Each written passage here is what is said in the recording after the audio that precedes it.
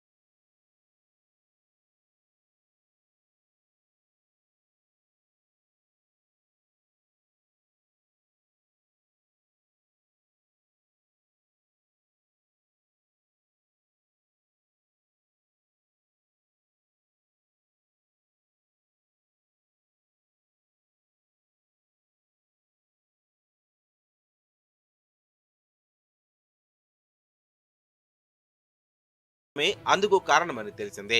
Pillar అడుగు భాగంలో ఇసుక కదలిపోవడంతో పిల్లర్ కుంగిపోయింది.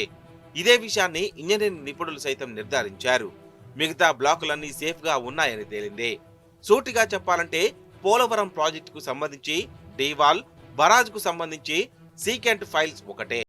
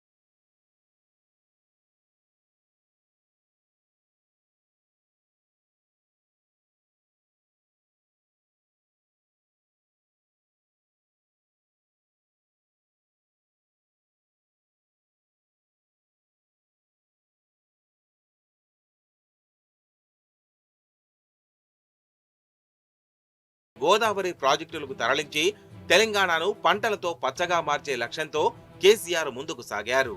ఉమ్మడి పాలకులు సృష్టించిన శతకోటి సమస్యలకు కాళేశ్వరం ద్వారా ఒకే ఒక పరిష్కారం చూపారు.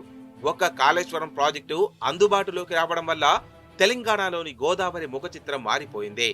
ఈ ఒక్క ప్రాజెక్టు ద్వారానే గోదావరిలో మన 954 టీఎంసీల్లో 450 టీఎంసీలకు పైగా వినియోగించుకునేందుకు మార్గం సుగమమైంది.